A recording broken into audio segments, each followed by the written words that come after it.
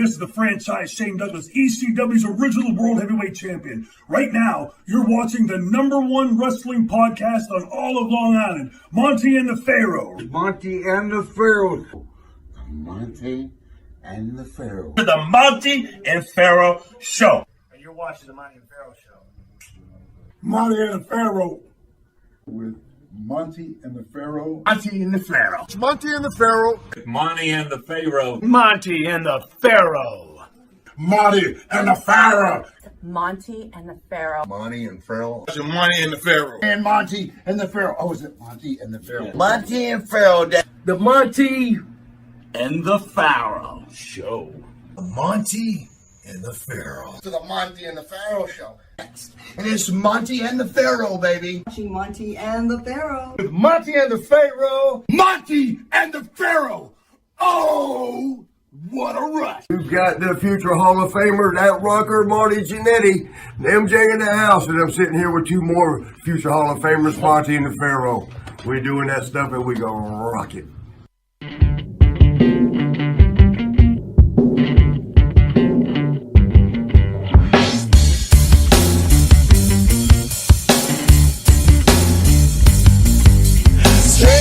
Straight to the top.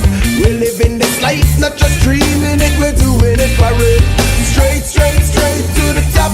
Working hard every day just to live a better way.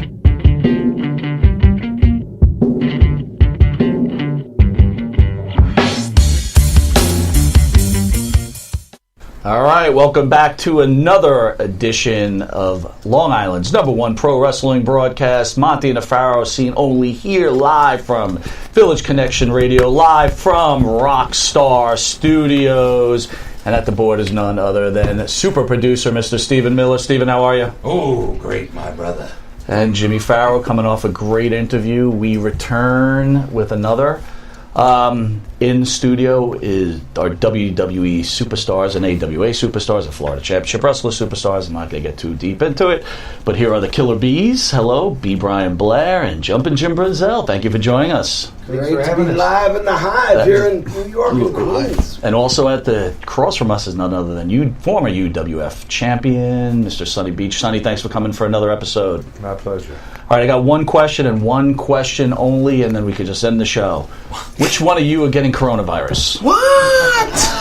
How many hands have you shaken this week? A lot. I got some Purell in my pocket right now, brother. Actually, Fist bump. Fist bump. Elbow. In my current job, I'm in janitorial sales, and the amount of hand sanitizer and disinfectants has surpassed. So you're all for this? Well, here's the problem. People want Jimmy's cashing. No, You're not feeling well. People want the product now, Yeah. and it's back ordered until May. Right. Yeah. And in order to take their order, and I mean they're big orders, Right. they have to put 50% down. Nice. Because if they don't, then what's to say they could go to Right. another company and say, hey, I need 50 cases. Right. Oh, can you get it to me? Okay, well, forget about the one, the Delco and Brunsey. So, Well, I got to tell you, I bought some Chinese pharmaceutical stock about 5 years ago. Right. That was sitting idle. But once coronavirus came up, man, that thing tripled. I made a good killing, man. I'm just like, keep going, baby. Just let's keep I'm impressed rolling. you held on to it for that long. That's not like you. You got it. Wow, you what got a patient man you Go are. At the end of the coronavirus. day. There was actually, no, you're ribbing, right? That's horrible. No. You're not ribbing? I made a lot of money, man. A coronavirus stock, how long ago? No, it's not coronavirus. Like Chinese pharmaceutical. It was a penny stock. Chinese. I bought it like at 20 cents, right? It's at $1.20 now. And we just keep going, baby. Just Hello. look, I got my hand sanitizer. I'm good to go, bro. My wife was giving me shit from going to this event today. She's like, are you out of your fucking mind right now? Did you get shit for coming out here? Nah, not really. As long as I got my gimmick in my pocket. There you go. I had 2 masks, but I didn't want to freak the people out. You should have wore They it. wanted to take, our pictures with them, and of course, they would have had to put a mask on. So, Yeah, but I was thinking, like, you guys could put like Killer Bee masks on, right? So it could be part of the guys. they're back ordered until August. That's so funny. Nothing worse than a back order, man. Nothing worse than a back order. Killer Bee hand sanitizer. He's got it right there. Anyway, look at you. You know? Yours is bigger than mine, bro. That's what she They've said. been, Here we Open go. door. Open door. Walk right in. Hi. Yeah, really. Mine's vanilla coconut flavored. What's yours? Stop. Mine is I can't believe this. aloe, refreshing. Not bad. Smooths your skin. Not bad. That's it. Leaves it so soft you will not snag her pantyhose. So you got soft skin. Nice work. Soft skin. You know what? You're still as handsome as you were a couple of years ago. Oh, you're so sweet. Oh my God. Anyway. You know who just said that to him? What's that? This is no lie. Just within 48 hours, Pat Patterson echoed the same comment. That's shocking. Oh, no. That is. No way. Hey, he's cringing no way. already. No. Hey.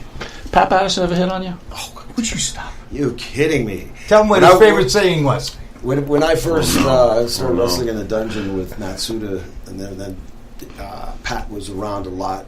He would come peek a little and watch, and some of the guys would come work out, more guys would come work out, and then I started to get ready for my first match, and Pat came down and he said, "Hey Brian, I'd like to teach you a couple switches and go behinds. Would you like to learn that?" And he's looking at me like I'm dumb, and stupid. He's been real serious. And I said, "Pat, I don't think so, buddy. If you want to do that, I don't think you're going to be switching on me, and I don't think you're going to be going behind me." Wow, man. But, we love do a lot of things. I mean, I was supposed to be mooning him. I got in the back of the Briscoes Lincoln Continental. Yeah. Because him and his boyfriend mooned us with the great Mephisto coming back from West Palm Beach one night. Okay. So the Briscoes go, "Hey, let's pull over like we're peeing. We're 20 miles from Yeehaw Junction where we pay the toll. It's dark. As soon as they pass us up, you jump in the trunk. You get to the toll, you moon them." I said, that's a great idea. So pull over, pee, jump in the trunk, pull my pants down to my ankle. Jack, can you breathe? Yeah, I can breathe great. And they're talking. They got the music up. I feel them stop. They said, hold on. Now they're peeing. Okay, car takes back off. Okay, get ready. I feel the car kind of moving. Okay, they must be at the thing. And they're talking about the music's blaring. Can you breathe? I can breathe. And all of a sudden, when the horn, when you hear us count to 3, moon them good. They're right behind us, and there's nobody else there, Gerald Briscoe said to me, and I said, beautiful. So the 1, 2, 3, that trunk popped, and I grabbed the back of my booty, and I split it apart, and I started shaking my ass, and I turned around to see Louis Dondero, the great Mephisto, and Pat Patterson laughing. And instead, they had, all of a sudden, I heard the horn go, honk, and I turned around, and they had backed up into the Stuckey's restaurant picture window. Nice. And all the employees, all the people, everybody stacked up to the window, and it's honk. They won't leave, and now I've already done my thing, and I know I'm bad, and I don't know what to do, so I go to get out of the trunk. They got more than a moon. I went to grab the back door as they're slowly taking off to the highway there, and they left me with my pants down. Oh, that's wonderful. At Yeehaw Junction. So, is it windy that night? It was very embarrassing. Very embarrassing, especially when Gordon Soley said the people of Yeehaw Junction would like to thank Mr. B. Brian Blair for his public appearance. His pubic appearance. I mean, his public appearance. How did you guys enjoy the big event? It's awesome. It was steady, busy. I made the comment to Eric that we do these a fair amount of time, not as many as a lot of guys do, but I thought all the fans were really respectful and they were patient, and it was nice. It was nice. It was easy, and it went by like that. Now, do you come to New York often, or very rarely? The last 3 gigs, or the last 4 gigs, I think 3 have been in Jersey and 1 has been in New York. Okay. And the fans are good to you? Oh, yeah. Thank God. Who they the worst, remember us. Who are the worst fans? Boston. Really? Why? That figures. Because they don't care if you're a good guy or a bad guy. If they don't like you, baby, they might cut your balls off. Harsher than Philadelphia fans? Yes. Even Philadelphia liked us, Philly. but Boston was... Interesting. Okay. No doubt. Are you amazed at the staying power after all these years? The fans come out in droves for you guys? Well, thank God they're at least 42 years old, because that's how old you got to be. my Remember? So there you go. It's the truth. There you go. Are you amazed at the staying power of us marks at 40? Us losers at 40 When these millennials come up to you and they Jackass. say, "Yeah, I remember you," and I said, "No, Yeah, you're too you young." go. Right, there you go. There you go. Who? Oh, sorry. We were talking about the UWF in the last interview. So Dark Side of Ring's doing a special on the UWF. You guys want to share some stories about the UWF? I went and did that episode. Yeah. I flew in. I'll be in on that episode. Sonny's on there. Yeah. Herb was an interesting character, but you got to watch the show. I don't want to say much more, but it's going to be kind of an eye-opening. You really don't know Herb Abrams, the man, until you watch this show, and then you'll understand how both the UWA was funded, created, what brought the UWF down, Herb Abrams' vices, his demise. It'll go from fun to fear. It's a very interesting story. Not like we were saying earlier, not a lot of people know about the UWF, right? Because it's pretty short lived. But for like old guys like us, right, we remember you guys coming aboard and then it falling apart like that. He had some great talent. There was some great talent over there for sure. Great talent. So you've worked for Abrams, you've worked for Gagne, you worked for McMahon. What are the differences? Oh, I don't think either one of you worked for Crockett, so I'm not going to throw them. You did? Okay, so okay. Yeah, I was down there 2 years. So what's the difference between these guys? Well, Herb Abrams was energetic and positive. The other two that you want to mention, Gagne and Vince, had both huge egos and were very concerned about their power. And they wielded that power at anybody's expense. And, Vern was successful for many years, and when things were falling apart, when Hulk left Minneapolis and went to New York, AWA was shaking, man. I mean, it was bad, and this is what I heard, and I've heard... Jim, hold on a second. Can you just fix your mic a little bit? I think I'm getting feedback. Oh, that's you? Okay, Yeah. Sorry about that, guys. Thanks. So, Vince realized the situation with a lot of territories and had respect, I think, for Vern for what he did all those years and how successful and all the talent that came out there. And went to Vern and said, "Listen," he says, "I'll give you $7 million for your territory, and I'll give Greg a job for the rest of his life." And Vern said, "Fuck you." That's what he said. And within 6 to 8 months, the AWA was on a spiral. Bad. Vern went bankrupt. Greg wound up selling cars. Wow. And it's a shame because they had such a great, their promotion was second to none from, the mid-'60s until really the middle 80s. So did you leave the AWA just from necessity? Is that why you went to the WWE? No, it wasn't a necessity for making money. At that time, I had my own gym, and I had my own gym from 82 to 88. And it required some money from my wrestling business. So I went to Gagne, and I told him, I said, "Vern," I says, I want to stay here. I've been with Greg 10 years, and I said, "I'd love to stay here, but I need a personal guarantee from you as far as money." And he says, "How much?" And I said, $95,000 a year. And he said, "You're not worth it. You can go to New York." Wow. And I was completely, it was like all the wind was out of me, because I was like a son to him in the fact that Greg and I had been, and granted, we had great people. How long have you worked for him before that, up to that point where he said, "You can go"? How many 10 years? years. Yeah, 10 years. 10 years in? Wow. So how does he marry you two together? Is this McMahon's attempt to make the high flyers in the WWE without Greg, or how does this happen? He was trying to find a place for talent. Well, yeah, exactly. And I was plus on we were top. friends. I was on top in Florida. I was actually Florida heavyweight champion. And when I left, I had worked for Vince Sr. twice, and had some tremendous matches with Mr. Wonderful Paul Orndorff. And on the way out, Vince said that he wanted to bring me back for the Intercontinental belt to go to Florida. We'll start fresh coming back. And so that was already on my mind. I went to Florida, had a great run, made buku money, a lot of money there for a territory. And I remember they wanted me to leave without giving notice, and I said, no, I got to give notice because we were doing big houses all over, and I was getting ready to, I know I got a flat tire, and I'm on my way to somewhere in South Florida, and the first time I ever missed a shot, I called, we didn't have cell phones, but I got somebody helped me with my spare tire, with my flat, went to a payphone, got a hold of Mike, I got a hold of the arena, and told him that I wasn't going to make it. And he said, there's more people outside than there is inside, Brian. You got to come. You have to come. I'll come get you. And I said, oh, okay, Mike, I'll just come down. He said, hurry. And I said, okay. And I just went home. I had never done that before.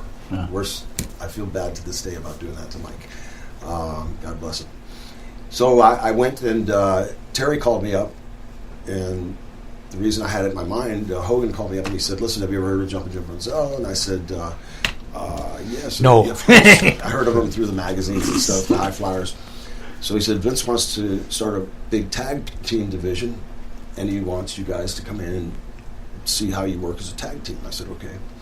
And so we met in Brantford, Ontario, Canada, and George Scott came up to us and said, hey, Vince wants, obviously we knew we were going to be a tag team, Vince wants you to think of a catchy name. And we started talking a little bit back and forth, and then I thought about the Miami Dolphins, 72 undefeated Dolphins. You had Bonacani and Baumgartner, the Killer Bees, linebackers. And I said, what about the Killer Bees? Jimmy said, I like the Killer Bees. And George Scott came back and he said, what about the Killer Bees? He said, I don't know, let me go ask Vince. Came back, he says, okay, you guys are the Killer Bees. All of a sudden, Lee Lanny reaches down in his bag and he's got Killer Bee trunks in his bag. Really? Unbelievable. Wow. Who would have ever thought that? Yellow stripe, black, yeah. horizontal, and it was perfect. Hey, I got some Killer Bee shorts right here for you. Yeah. There you go. But the hard question is, you wore those shorts that Lanny was wearing. Did you wash them before? They were in the package, so they were new. Clean. With that, we're going to take a quick commercial break.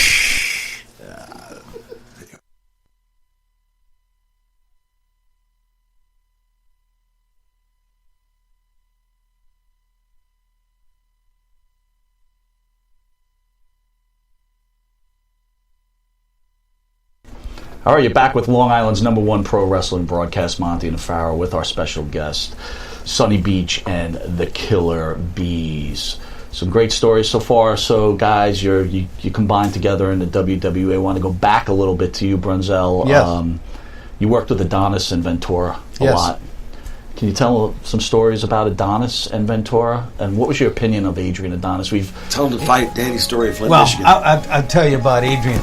Adrian was incredible as far as timing and the stuff he did in the ring. He was great. Jesse Ventura was he was very unathletic, and he was sort of clumsy. He was a swimmer in high school. Mm-hmm. And, he got into the bodybuilding, and he could talk, man. And he believed, there's the three biggest egos I've met in this wrestling business was Vince, Vern, and Jesse. In that order? So he'd call you. Yeah, I tell you a quick deal about Jesse. You talk to him, and all of a sudden he told you about everything that was going on with him and his family. And then, instead of saying, Jim, how are you doing? And he said, I'll see you later, Brunzy. And out the door he went, Right. He was just, and he's still that way now. He's, he told me that he was going to, he had, this was last year. He had told me that somebody had suggested that he run for president. Yeah, he announced that last year. Yeah, and I said, I don't know. It's a bad time. Yeah. But, so. And Adonis, I heard that he was a dick to everybody. Is that true? Yeah. Well, seriously. Seriously, I mean, that's what I heard. I heard he was like a total dick. Well, here's the problem with Adrian. He became chemically addicted. Okay. And it changed his whole personality. Did it? It did. Okay. It ruined him How in was the he ring. before he went off the rails? He was great. He had timing when he was there with with Jesse. Franks. Honestly, God, we made the biggest. That was the biggest year. And I was telling some guys, the biggest house in the St. Paul Civic Center, and this is including Springsteen. Okay. The biggest house they ever drew there was a cage match between Greg and I, and Jesse and Adrian. They drew over 19,000 people. Yeah.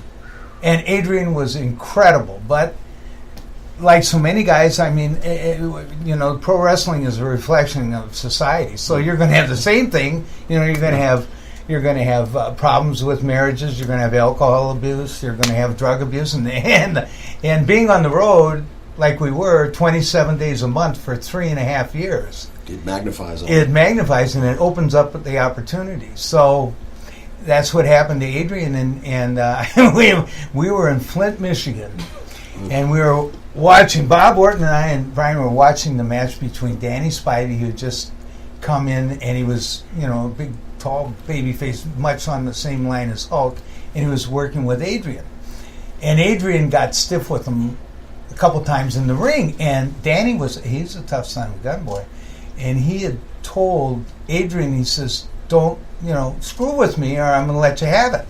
Well, in Flint, Michigan, Adrian threw the sleeper on him and really had it snug. I mean snug. And it was shot deep, yeah. Yeah. And Danny elbowed him, and when he elbowed him, he hit him with a left in the jaw and then kicked him in the mouth and split his upper lip completely in half. And Adrian was out. And Danny Spivey was going to tear his eyes out. Actually, Adrian went to leg dive him. He left hooked him. No. Oh, you're begging back in the yes. dressing room. Okay, yeah. Brian, hang on. Okay. I want the juicy part. Okay, so Danny comes in that babyface locker room, and JYD's there, and Pat Patterson was the agent, and Pat Patterson's scared to death, worried about what happened, and Danny Spivey's pacing. He said, "I'm going to kill that motherfucker." He says, "That son of a bitch didn't that." And all of a sudden, Adrian comes through the door, and Adrian starts talking to him, and then Adrian tries to shoot and leg dive him. Danny Spivey hit him with an uppercut and lifted him off the floor to the point of probably he looked like a big turtle up in the air. And when he came, I'm serious. When he came down and he turned around, Danny had split his cheek where the bone was coming right through. And I thought, shit, he's going to kill him. Yeah. And that was it, and that was probably He got up one more time. Yeah, but he was stumbling, bumbling. He went and down. You know something? He never was the same after that in the ring. Yeah. Never. So straightened him out a little bit then. Oh, well, it did some damage. Yeah. I think it really did brain damage. So you're talking about substance abuse. Were you guys able to avoid that whole situation throughout your career? Well, for the most part, it's not like I haven't done smoked a joint or I haven't been an angel all my life, but I've never let anything get in my way of business tomorrow. How about you, Jim? Oh, shit, I like drugs. I mean, all of us did. I mean, it's a truth. Here, have some. There was a period. It's a truth. Why not? I mean, what the heck? When you're wrestling 27 days a month, and you're on the road. It looks like you picked the wrong week to stop living glue. That's true. No. Sorry. Yeah, there was an abundance of cocaine, which was extremely popular. Fair enough. With society. I mean, in LA and all that, it was the same way in wrestling. And then all of a sudden, things start getting to smoking crack, and that's what really made it bad. That started happening, and guys. Made people bad. Well, it did. Well, shit, guys were dropping. Yeah, personality. We were going to the first tour in Australia, and Junkyard Dog and Cosroe were with us, and the four of us are sitting together. Cosroe's got the window, then Jimmy, then me, then Junkyard, and so we take off. The lights start to go down. Jimmy starts to snore, and all of a sudden I smell this weird smell, and I look over and I see JVD, because Cosroe's going, "Hey JVD, give me another one," And JYD has what she called him JVD has the popcorn, and he smuggled the rocks in the popcorn through the security. Wow, That's a surprise. So they bring I'm totally surprised at this. I'm impressed at the creativity. Go on. Creativity. Yeah. So the popcorn, and we're on our way taking Did it off have for butter on it? Australia. I'm ready to play with the kangaroos, butter? and I smell this. And all of a sudden, I look, and there's 4 eyeballs going. On a kernel. And Jimmy wakes up and he's going. And they did it the whole way. And we were going, oh my God, the flight attendants are going to kill us. God, please. When you guys were put together in WWE, now, if I'm not, you stated you were Florida champion, Mid-Atlantic champion? Yes. How did you guys feel when you? Was it like, oh man, back to tag teams again? I mean, were you like hoping to be like get a singles push at some point in your If career? you wanted to wrestle, and that was your main mode of making money, you had to go to New York to make the money. It got to the point where nobody was making any money. Okay. So you had to go there. So how'd you feel about being put into a tag team after? I didn't mind it a bit. Okay, Brian. I didn't mind. All right, nice. So you go to Vern, hey man, I want to stay. I'm like a son to you. Take a walk, kid. You go to Greg and go, what the fuck? Greg said he's joking. That's what he told me. Okay, so he said, since he's joking, Yeah, 95 grand? no, he wasn't joking. And then Greg, to the point, But didn't you sue Vince before you even got there? Yeah, well, what happened was, Greg realized he was presented with a deal from, I think it was LJN Dolls. And they wanted to do a high flyer doll. Yeah. So, unbeknownst to me, I leave, I go to New York, and I get called the next, the Vince wants to talk to me. So, I go see Vince, and he says, can you explain this to me? And I looked, and it was our dolls, the high flyer dolls. And I thought, what in the hell? And he said, you're under contract with me. And I said, I realize that. But what had happened was, they came to Greg and offered a high flyer deal. Greg realized that the deal wouldn't be done without my name, so he signed my name. So he got $12,500, and $12,500 was put in escrow for me. So what happened was, when I signed the deal with Brian at WWF at the time, Vince realized that money, so he took the money. Because I was under contract with him. Wow. But I said, Vince, I said, this was done before I even signed this contract. I said, I should get the money. So we litigated, and I got the money. Oh, great. So that was the first pin in Jim Brunzell's Voodoo Doll. That was the first one of many. That was the day that Barry Horowitz pinned you. No, that was later. It was great to see Barry today, though. There you go. That was 4.5 years later. Okay. So took a while to get back at him.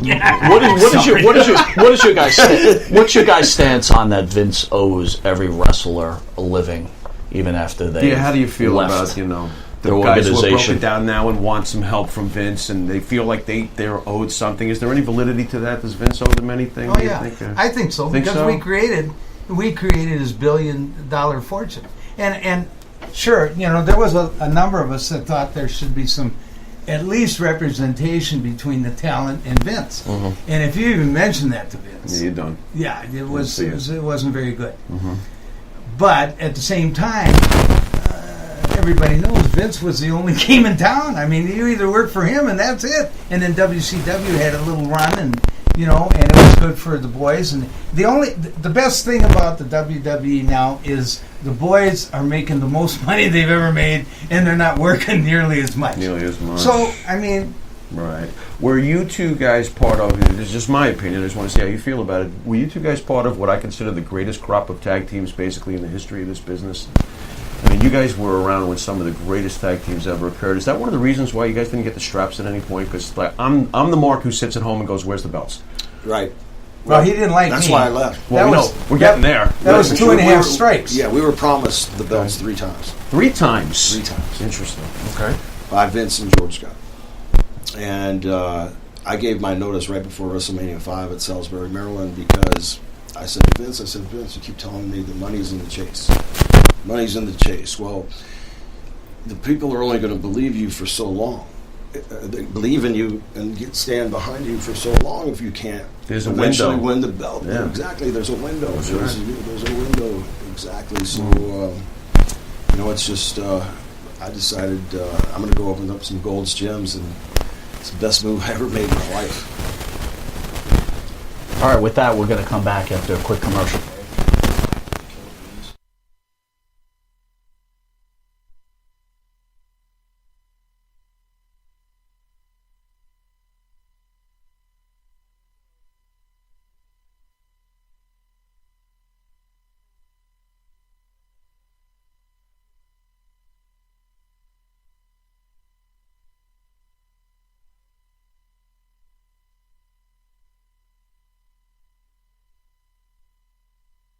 Catch. All right, welcome back to Long Island's #1 pro wrestling broadcast, a special Saturday edition with Monty and the Pharaoh. In studio is Sunny Beach, along with WWE superstars, the Killer Bees. So, Cauliflower Alley Club, where does that come from? Well, you started to mention, and you talked about briefly, the guys had no health insurance. We weren't even given a class on how to run a business, how to save your money, how to do things to get cheaper credit cards or credit cards that give you dollars back or any kind of education. Nothing. You get hurt, you pay for it. It's all you. You're an individual contractor, which I'm still puzzled at because I had several Gold's Gyms, and inside a Gold's Gym I could only have one aerobics instructor on contract that I could tell what to do, because if I told them they couldn't go to Bally's or LA Fitness or whatever, then they're not an individual contractor, they're an employee. Well, as a wrestler, we couldn't go wrestle anywhere else. We assumed that extra 1% tax, number one, and it's avoided the 2.5% tax. But you could go wrestle somewhere else, but you might get punished for wrestling somewhere else, You wouldn't right? come back to WWE. Yeah. Yeah. So you really couldn't. So unless you want to lose your job. So, Right. but so here's That's my: not why not unionize? Why couldn't you guys get your act together and there you unionize? go. There's the next step in the belt. In the Hall of Fame. Actually, I talked to Gene Upshaw, who was the president of the NFL, and I told him how the wrestling business was in terms of relationship with the talent and the ownership. And he said to me, this is a long, hard slog, and he said the only way that you guys can get a union is if Hulk Hogan stands with you. And if he doesn't, forget it. And at that time, Terry's making a hell of a lot of money, and if he would, subject himself to some undue animosity by the pressure. by the ownership, Vince, he'd be rocking his boat. So you understand? Do you think if Hogan had actually said, "You know what, I'm going to stand up to Vince," do you think it would have happened? Yes, I do. You really do? Yeah, Vince wouldn't have found a way to still break Hulk Hogan. It was Jimmy and Jesse that started the whole deal. Back then, that got us all kind of in hot water, but especially Jimmy and Jesse got in hot water. As soon as Vince heard about that, the kibosh. And I knew if you didn't get Hogan, if you didn't get Macho, if you didn't get all the top guys, not just Hogan, I think he would have needed more than Hogan. Because he was the golden goose. He no made doubt everything was spin, the man. that's true. That's everything. Yeah, well, hey, if you were on Hulk Hogan's card, and you're going to guarantee the biggest sellout that possible in every town you went to, so you make the most money. So I'm going to throw this at you. What do the Killer Bees make in a match that Hogan's headlining? What do you walk away from a house show? What do you walk away from a SummerSlam or a WrestleMania? You benefit from his presence on the But card. how much money? Like how much? A quarter of a million a year. So you're at $250,000 a year. And look, I'm not saying you're right or wrong. All I'm saying is you're individuals. You're making $250,000 a year. And what onus is it on the person to make sure that they save their money, make sure they don't get fucked up and drugged out, and and protect themselves? Yeah. Well, I think it's just common business sense. If you want to keep longevity with your talent, you teach them, what's the number one reason people get divorces? Generally money, finances. Or your wife is ugly. Would you? If you want to have a family, Jimmy had children. I remember when we were in Australia, and Maybe it was in Australia. I remember my grandfather died when I was in Australia, and I cried like a baby. But we were somewhere, and we had been on the road 67 days straight, and his kids were. I heard him talking to Mary on the phone, and they were doing like their graduation or something. And I looked, and Jimmy had a tear in his eye, and it just kind of just tore me up, thinking, God, She's missing what a something. Sacrifice, to have your kids right there and this and that. Right. Times you'll never get back. Fortunately, I didn't have children at the time. Right. Jim, did you ever have the satisfaction of at least expressing yourself directly to Vince? Hey, by the way, buddy, I mean, did you ever get that satisfaction, or is this all just basically been screw you from afar and through litigation or whatever? You know what? I don't know. I've had a couple conversations with him, and I interceded a couple years ago for Bobby Heenan when Bobby was dying and been out of all this money. He had so many bills from all these surgeries and chemo and everything, and Vince had turned an eye to him, basically. Well, here's the deal. Okay, they were out of money, so, and I knew this because we were very close, and Cindy had told me that it's rough. So I wrote a letter to Vince and to Paul Levesque, Okay. Yeah. and Paul got back to me, and Vince never did, but they wound up writing a check for $5,000 and sending it to Bobby, and it was a drop in the bucket, $5,000, but at least it was something. Well, it's $5,000. It was like the Cauliflower Alley Club. We chipped in a lot for Bobby. We helped Bobby a lot, but that's the last resort now is the Cauliflower Alley Club. So for all your listeners, if you go to caulifloweralleyclub.org, you can join for $25 a year. Everybody on the board works as volunteers. I mean, we buy our own reunion ticket there. We pay for our own plane ticket, hotel, everything. We just work out of the love for our colleagues and those that entertained us. If Tony Atlas was down, if you knew about the Cauliflower Alley Club, or Jimmy was down, or if anybody was down, referee, Sunny Beach, whoever, we pick people up and really try to. We've helped a lot of people. I mean, we've saved Kamala's house, $13,000, Mr. Wonderful's house. Most of the people I cannot say their names because it's all anonymity unless they say, hey, we want the Cauliflower Alley Club to be known that you helped us. And so Bobby and Paul and Kamala, all these people have said, yes, please. We want that known. They've posted it on their Facebook pages, things like that. Well, thank God for you guys, because there may not be a union, but in a way, there's someone who cares. It's a brotherhood. Thank God. I commend you guys Absolutely. for that. Thank you. And one thing that's so good about this time in Las Vegas is that it puts everybody together with all the same interests. So you got 2,000 to 5,000 people, and everybody's happy.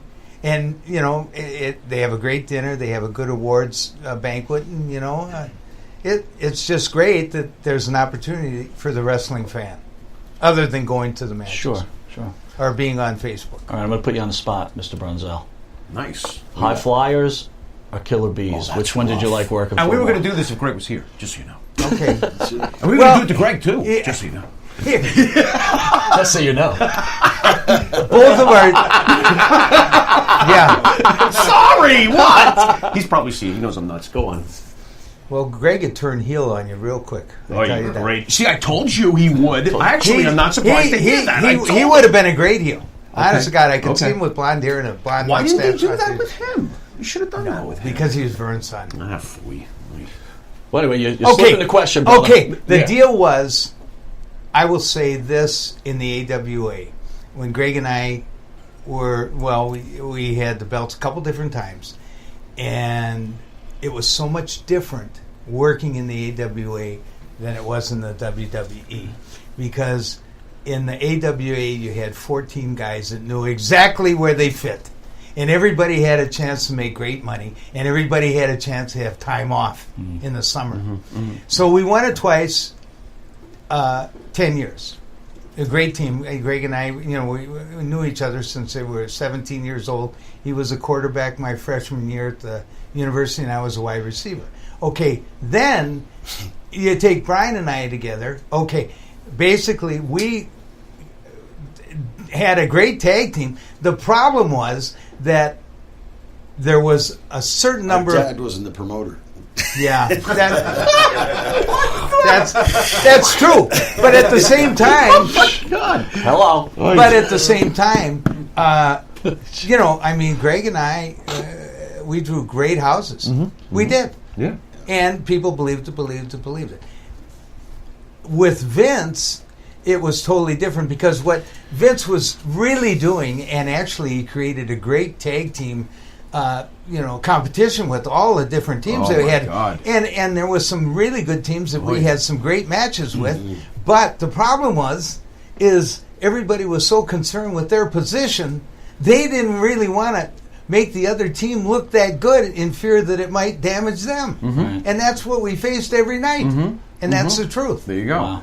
So you can't accomplish the same thing as you did when you got 4 guys working together every single night to have the best match they The could. chemistry is just there. That's it. The 3 times you were promised the belt, if I can ask us against, here comes the mark. Who were the champions? The nerd too. Who were the champions those 3 times? Was it Demolition? Hearts. Would you please? You got Hearts. Hearts one time the Bulldogs. Beefcake and Valentine. Valentine. That was them. Yeah, Because they got the belts not before. Demolition. Yeah. Any one of these Super- teams, were they a roadblock to you not getting the belt, or was it always the office? It was the office. It was. Okay. Shit, yes. Let's go back over Brian's comments, though. So he mentioned Greg's father running the AWA. How come he just didn't put the strap on his son to keep it safe? Yeah, why did that never happen? Why did that just not Because happen? Greg weighed 195 pounds. Tennis legs, I told you. And I tell you, Greg knows, was he's an laughing. incredible worker in tennis the legs. ring. And he was just smaller. And all of a sudden, you got guys What a like great Nick wrestler. Bachman was 255 pounds, Right. and 6'2", suntan. He Sure. could work unbelievable. Matter of fact, him and Dory Funk worked in an old-timers match in Atlanta and stole the show. And they were both in their early 50s. So why didn't you say, hey, Greg, hit the gas? I tried. And he got sick. And he had Really? He had a Did he have impairment in- gallstones? No. Did you stop? He did that. You're the guy who shipped him the White Castle. Monty. So Jim, tell me, how heel would he have gotten on him if he was here?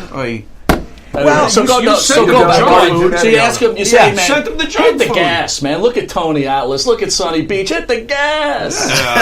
Greg Gagne had mononucleosis when he was 16 or 17 Oh, man. years. Okay. And he did some damage to his liver, and the doctor told him that you're going to have problem down the road, especially with drinking.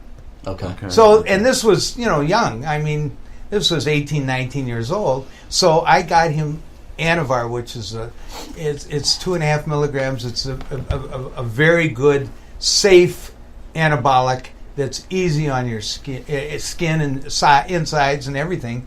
And it's an anabolic. It doesn't have an androgen effect, which makes you moody and off. So I gave him some, and he took it for about 2 weeks. And then he got a pain in his right side and had to go to the doctor, and his liver became inflamed, so that was it. Oh, wow. That. Well, with that, we're going to take a quick commercial break, and then we'll be back with Sonny Beach and the Killer Bees.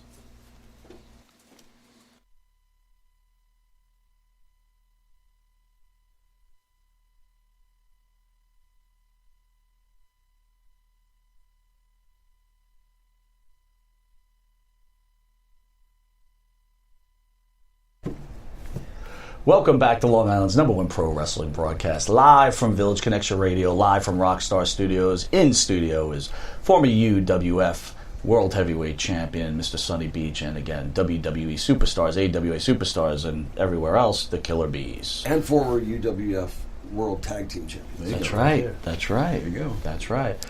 So, Stories working together. We had some great matches with the UWF. There you go. Blackjack Brawl, Beach Brawl. He did 2 pay-per-views, Herb. He tried his best with what he had to work with, I guess. was there any point that you guys thought, man, we can compete with the WWE? We might be able to take these boys, Ryan give them a battle? elaborate more on that. I mean, we had some great talent. Lou Albano, Bruno Sammartino as a commissioner. We brought in Craig DeGeorge to commentate, when we first started out. You'll see it again on Dark Side of the Ring. on Dark Side of the Ring coming out soon, but not to give away too much. But Herb really didn't know a lot about the wrestling industry. fan. other than He a was a fan. fan. Yeah. He was a fan. He knew the fan from the fans' angle, but he didn't realize in a program like when I'd book 6 weeks out. I'd already know what I wanted 6 weeks. I want to end this in a cage match or whatever, and I'm going to lead up to it this way. We'll do this before that, and you put that piece together. Then you put the next, the underneath that together, and the supporting cast together, and you build a package and a team, and you work from what your objective is, and then of course you're going to have an angle out of the objective to go the next 6 weeks, and that's Eddie Graham style booking. Okay. So he really, Herb just thought because of the names that he had and putting them on a poster that it was going to draw money, and it doesn't work like that. No, it sounds like every independent promotion that's in our local area. You spoke about Eddie Graham. Were you close with Mike Graham? Yes. As a matter of fact, I just finished a lawsuit with his ex-wife. Can you share any? 10 acres of land. We both owned 5. Can you share any thoughts on Mike? I love Mike. He was a good guy. Unfortunately, you know, it was horrible when his father committed suicide. I had then found out that Eddie's father, so Mike's grandfather, committed suicide, and then Mike's son Steven committed suicide, and Michael committed suicide in Steven's cowboy boots up by Daytona Beach. And it was just a very, very sad time. Mike Graham was a good man, and Eddie Graham was probably, if you ask the old timers, Eddie Graham was one of the smartest brainiac bookers of all time. What is it about this business that causes so many tragedies? I mean, you guys have to live through it. They're your friends. The Von Erichs. I lived with David Von Erich for 1.5 years. You know, it's freedom. It's freedom to choose what you want to do. Everybody's, they're, you know, what you sow you reap, man. So, do you think Vince ever has any guilt complex at all when he hears about the battles? Like, I'll take care of this guy. Does he have any feelings towards this at all? Or? Wow. No, I don't think so. Really? Outside of his family, I don't think he's done some big favors for some guys. Yeah, I mean, he really has. Okay. Behind the scenes, he does have a heart. So it's not all. No, it's not. It's not all bad. No. Okay. And his dad was one of the best men ever. Vince McMahon Sr. If he told we always hear the big difference between the two. Yeah. I mean, was Vince Sr. really like an angel? I mean, compared to Junior, we hear he was just a great man. He's just like, you know, it'd be like talking to your brother. Yeah. I never met Vince Sr., but I heard from a lot of people who did that he was a man of his word. Mm-hmm. And I'll just let it go there. Yeah, there you go. And you're saying Vince Jr., not a man of his word. Well, obviously, we didn't get the belts. Yeah. Yeah, I got 3 times. I mean, he's got a lot on. He's had a lot on his plate. Yeah. That really went sour over the years in terms of careers and fellows. You know, I mean, it's just he'll deal with that. Yeah. So I'm going to ask you a pretty strange question. Vince McMahon's getting on in age. He passes, and they're asking you to, you know, say something about him at his wake. What would you guys say about him? Wow. I'd say he was a man of vision that would, like in the words of Chief Jay Strongbow, always called him Caesar because he wanted to conquer the world. And I remember when Vince Sr. and Jr. were talking, and Vince Sr., because I was married to Leroy McGurk's daughter, I got to know Leroy McGurk pretty well. And he was involved with the NWA quite a bit, and Vince Sr. would come to the conventions in Vegas, and I have all the notes, a bunch of notes from several years from that. Byrne would be there, you know, all the guys, Jim Barnett, everybody was there, and deciding who the world champion would be and whether he would go to Vince's for how many days or whether he would go to Vern's for how many days and all that. So they'd all vote on it by committee, Crockett's. And Vince Sr. had too much respect for the promoters, for the territories. He wouldn't go in there because these were his friends, and they had a bond, and they kind of lived by that bond. Must have been a shock when Junior came around. Then, like in '86, when TBS, when Tony and I, and several other people, Tito, Tommy Rich, lots of people. We started flying into Columbus, Ohio, and all these different places just off the power of TBS, cable television. So they saw that, man, we were selling these places out, doing big business, big time business. And it wasn't like, you were going to Griffin, Georgia, or, Waycross, Georgia, wherever, Atlanta. It was just big time in Columbus, Ohio, places like that. Vince saw that too. And there was a big deal. There's a very heavy deal in between that most people have no idea about, how Vince bought TBS and was forced to sell it back because he needed the money for WrestleMania. So, the Briscoes made a lot of money, and all the stakeholders for Georgia made a lot of money, and Vince did what he had to do. But at that time, it was the right decision because, obviously WrestleMania 1 was a big success, and by the time he got to WrestleMania 3, that's what broke all the barriers into the white collar, rock and roll, you name it, Hollywood. You guys were way ahead of your time as far as you were a very athletic tag team for the day. How do you feel today when you see the gymnastics going on out there, and you see the way the things have changed with the flipping and the flying and the cartwheels, and they're all over the place? First off, we never had the protection they do now. Okay. Everywhere you look at, you got a padded ring, you got pads everywhere. What does Jumpin' Jim Brunzell think of all the jumping today?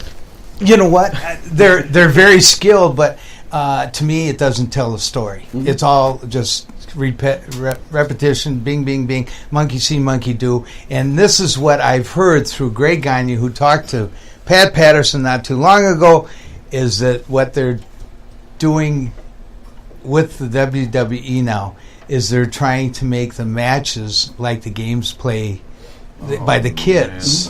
That's the truth. Yeah. And that's because he knows that's where the money is. Right. The kids are all playing these games and bing, bing, bing. And so consequently what you're seeing a lot of a live video game. Yeah, a live video game with a lot of good stuff that doesn't mean anything because there's no psychology. There's no bad or good. Like Brian was saying, there's no storyline. There isn't. You're not invested in the wrestler, no. Right?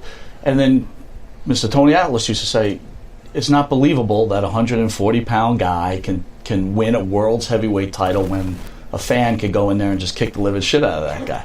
Right? It makes it a little hard to believe. It's hard to believe, right? So who weighed 140?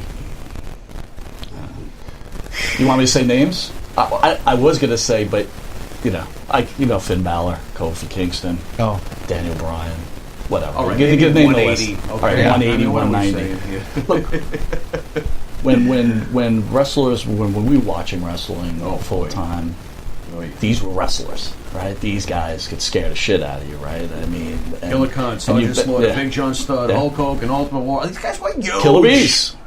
It was believable that you guys can fight Legion of Doom. It was believable. It's not believable anymore. We didn't believe it, but it's going to ruin my replays now. I remember one time. Look, he's looking very. I think he's scared. I was telling somebody today that God rest his soul, Mike Hagstrand. We're wrestling them in Winnipeg, and he said, "Brunzy," he says, "Do you mind if I don't go down for you on your drop kick?" And I said, "What?" And he says, "Yeah, I just soon not take a bump on your drop kick." And I said, "Okay." I says, "But is it okay if I don't take a bump from your clothesline?" And he looked at me and like, "Oh yeah." Honest to God, that's the only time that match was booked. Thank God. Yeah. Who's the stiffest guys you ever worked with? Who's the team? Jim Neidhart was one. Stan Hansen in Japan. Big Stan. Yeah. There was a lot of guys from the generation Bill Eadie's behind us. All worked stiffer. They all did. You know? But he doesn't hurt. No. Yeah, he works stiff. You better be ready. All right, Eric Sims, you going to jump in here, brother? Where do you want me to go? Go right behind Sunny Beach. The super promoter of the East Coast, Mr. Eric Sims. ESS. ESS. You probably got to kneel down right there, super producer.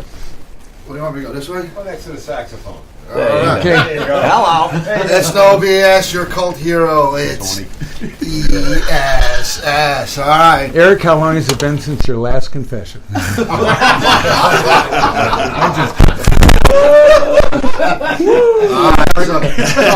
One more day left on the World Tour here. Tomorrow we're going to be up at the Colony Mall over in Albany, New York. So Killer Bees will be up there. Mr. USA Tony Atlas, Curtis Hughes, you'll see in the next interview.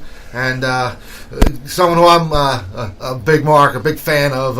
It's still real to me, damn it. Mr. Dave Wills, who's a viral internet sensation with his it's still real crying on the internet and stuff. With what was it? His question and answer with Terry Funk. With Terry Funk, right. So I'm happy he's up on the tour too. So come see us up at the Colony Mall up in Albany, New York, and anything for ESS. It's ESSpromotions.com. No BS with ESS. One thing I did learn, though, and I got to speak to you wrestlers about it, if Eric can afford a driver, I think he's undercutting you guys. Just throwing that out there. Wow. Fuck you, what are you doing? You learned something today about me and Eric. I did take him to Taco Bell before. He went right there. Anyway, I wanted nothing. Listen, the Iron Sheik. When we're done doing our appearances, Eric, baby, I need to go to for our gourmet wrestling dinner. Kentucky Fried Chicken. Eric, Bubba. Eric, Bubba, you with that Brian Blair today?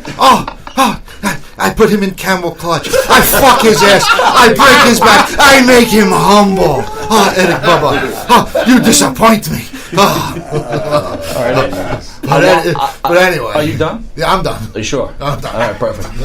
I'm sure. That was good. I want to thank Mrs. Sunny Beach and the Killer Bees. Thank you for spending the time on our show. Thanks for having us. Thank you so much. All right, this has been Long Island's #1 pro wrestling broadcast, only seen here at Village Connection Radio every Thursday from 8:05 to 9 p.m.